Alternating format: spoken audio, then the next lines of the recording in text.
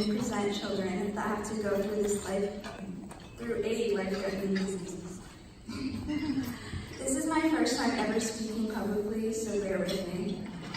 It all began in November 2016. It was my senior year of high school. I started to feel sick. A week went by being out of school. We went to our local emergency room when they told me it was just the flu. I remember it was a Friday. I was cleared to go back to school. I began to cough like crazy. I felt like I was choking. I couldn't get my words out. I got to my first class of the day and my teacher commented how sick I truly looked. She put me in a group that was working on a project, so they wanted me to draw something on a poster board. I was just about to begin and I realized I couldn't hold a pencil. I couldn't feel my hands. I was so confused because this feeling is something I've never felt before. I just assumed I was really weak from being sick all week. I got to my next class, something was very off.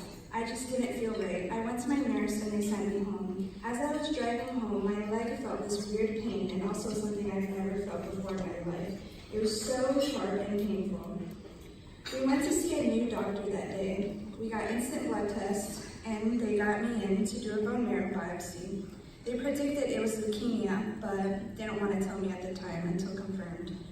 After getting my biopsy done without any anesthesia, numbing, or anything to calm my nerves, which was truly the worst and most painful thing I've ever endured in my 17 years of life, at that time, I didn't know what was coming. The next day, we got the call that I had acute lymphoblastic leukemia, which I didn't know was cancer at the time. I started treatment the day before Thanksgiving in 2016. I was admitted into Johns Hopkins All Children's, which was my first time in my life staying at a hospital. I didn't know it was going to become my second home. It was the roughest transition I've ever had to deal with. I had to leave school, which thankfully I pushed myself to finish with my class and graduate. Which the thing is, I was told when I got cancer, I'm not going to be able to finish school on time because treatment would be very intense. Which it was, but it motivated me a little more when they told me I wouldn't be able to do it. I attended prom, I showed up at my graduation. I thought it was smooth sailing from there. The hospital admissions were long and brutal. The treatment destroyed my body. Losing my hair was awful, especially as a teenage girl. But it became a routine. It all became so normal to me, even though it was such a miserable process. Knowing everyone my age is moving on with their lives, going to college, being able to enjoy this time of their lives, I was stuck in a hospital getting poison pumped into my body. After a year of chemotherapy goes by, I was starting to finally regain strength. I started to feel so normal again. I knew I still had a year of treatment left to go, but I had more hope than ever.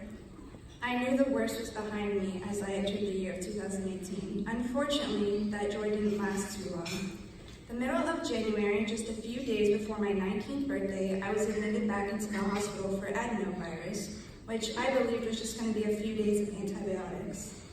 And I'd be back home. Then I got pneumonia on top of this virus, and even on top of that, I was still receiving chemotherapy. I was put on IV medicines that made me forget that whole week. I remember calling my parents in the middle of the night because they were taking me to the ICU. I was so tired and confused, I didn't know what was going on. The last thing I remember is crying to my mom because I couldn't breathe. Later that night, I went into a 2-month coma. As the article Johns Hopkins wrote about me quoted me, I went to sleep in January and I woke up in March.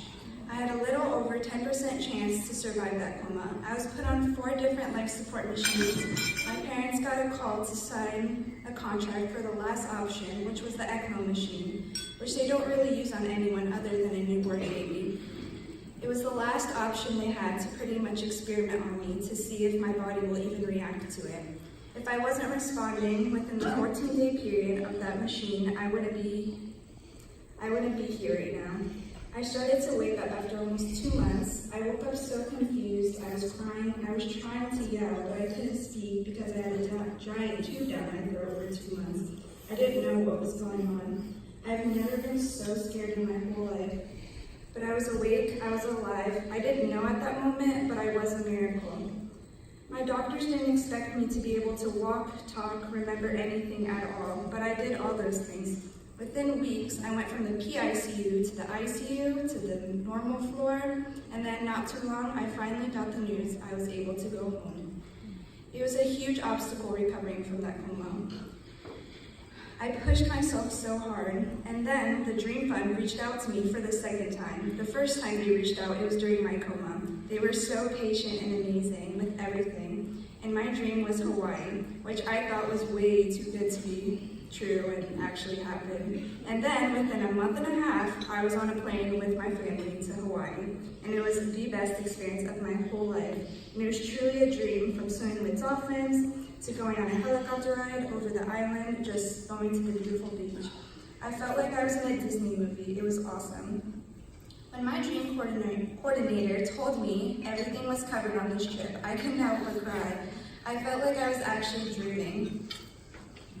Everyone that worked to make my dream come true were the kindest, most generous, and truly amazing people I have ever met in my whole life. And I am so thankful to everyone who works with and donates to this amazing foundation, because I truly felt like I could only fantasize in my head about the things this foundation made a reality to me. In 3 days, on the 4th, I will have my last chemotherapy to finish up my treatment, and I am so happy I got to share my story with you. Because even during my darkest days, I know there will be light to follow. And I hope I can inspire anyone living with a life-threatening disease to always have faith, because there are beautiful things waiting for you to see them. Thank you.